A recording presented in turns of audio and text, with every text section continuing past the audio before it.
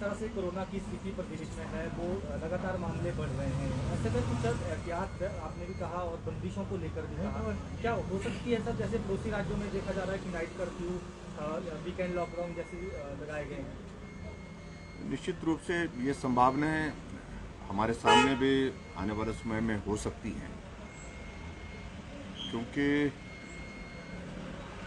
संक्रमण बहुत तेजी से फैल रहा है। ऐसी सूरत में जहां हिमाचल प्रदेश में कुछ एक चीज़ों को लेकर के हमने कुछ रिस्ट्रिक्शन शुरू की हैं, वो तो कायम में रहेंगी ही रहेंगी फिलहाल, लेकिन मामलों में लगातार जिस तरह से बढ़त हो रही है उसमें तो विचार करने की एक आवश्यकता महसूस हो रही है कि हो सकता है हमको आने वाले समय में कुछ चीज़ों को लेकर के और भी विचार करना पड़ रहा है। मैं स्वयं भी अभी मंडी जिला का, कांगड़ा का हमने रिव्यू किया है। कांगड़ा के साथ चंबा का भी हमने रिव्यू किया है। चंबा का ऑनलाइन करके किया था और मंडी के साथ कुल्लू का किया था। कल मैं सोलन जिला के रिव्यू के लिए जा रहा हूँ नालागढ़। उसके बाद फिर मैं परसों में ऊना भी जाऊँगा। हमारी तैयारी आने वाले समय में जो रहनी चाहिए उसके लिए कहाँ कहाँ क्या क्या चीज़ की ज़रूरत है, वो नीचे के स्तर पर जो है वो हम जाकर के हम बात कर रहे हैं। और जहाँ रिस्ट्रिक्शन की बात है, आने वाले समय में आज भी हम शाम को 5 बजे बैठने वाले हैं ओवरऑल रिव्यू पर। उस पर हम विचार करेंगे। अगर कुछ और करने की जरूरत होगी निश्चित रूप से करेंगे। सर, आज से 7 हैवी लोडेड स्टेट्स के लिए जो है वो 16 से आरटीपीसीआर रिपोर्ट लाने के लिए एडवाइजरी जारी की। एडवाइजरी जारी की। होटलियर्स मना कर रहे हैं, वो कह रहे हैं कि हम लोग किस तरह से चेक करेंगे, क्योंकि ये काम सरकार का है, उनके पास पता गवर्नमेंट के लेवल पर भी उसमें मदद करने के लिए जो हमने कहा है, लेकिन एडवाइजरी का अभिप्राय ये होता है जिन लोगों ने आना है उनको स्वतः ही अपने आप जो है उनको जो है इस बात को मान के चलना चाहिए। हिमाचल में जा रहे हैं, वहाँ हमारी स्टेट के लोगों के लिए इस प्रकार की एडवाइजरी गवर्नमेंट ने जारी की है, तो वो आरटीपीसीआर टेस्ट करवा के गए हैं और इसकी वाइड पब्लिसिटी हमने की है।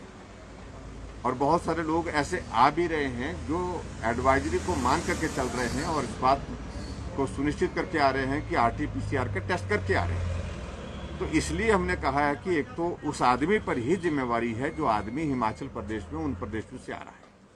सबसे एडवाइजरी का अभिप्राय ये होता है, ज़्यादातर इसको एनफोर्स करने के लिए अपने आप जो आदमी वहाँ से आ रहा है उसको इस बात की जानकारी है कि मैं हिमाचल जा रहा हूँ और हिमाचल में जा करके मुझे आरटीपीसीआर का टेस्ट मेरे लिए 72 आवर्स का लाजमी है, तो उस सूरत में उसको करना चाहिए। अगर उसके बावजूद भी कोई इस तरह से आता है तो होटल वाले इस बात को कहें कि हम कुछ नहीं करेंगे, ये उनका भी कहना गलत है। अन्यथा ऐसी स्थिति बन जाएगी हमारे हिमाचल प्रदेश में भी कि सारी व्यवस्थाएं जो है वो हम चाह रहे हैं कि हर हालत में अब की बार टूरिज्म हमारा इफेक्ट ना हो। हमने उनको कहा कि आप कोऑपरेट करें और उनके लोगों ने ही कहा है हमको कि हम कोऑपरेशन के लिए तैयार हैं।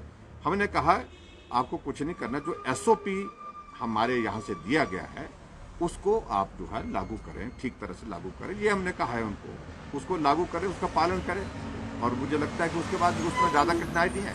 सर, स्कूल अभी 30 अप्रैल तक बंद है, तो क्या इन्हें बढ़ाने की संभावनाएं लग रही हैं जिस तरह से? ऐसी संभावना लग रही क्योंकि मामलों में बढ़ोतरी है। अभी हम कह सकते हैं कि अभी तो स्थिति ऐसी नहीं है कि स्कूल खोल दी जाए। सर, अस्पतालों की बेडिंग क्या बढ़ाई जाएगी?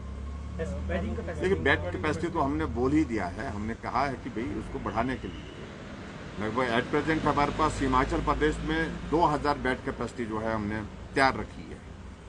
और ऐसी सूरत में अगर बढ़ते हैं मामले तो बेड कैपेसिटी को और ज़्यादा बढ़ाने की आवश्यकता है।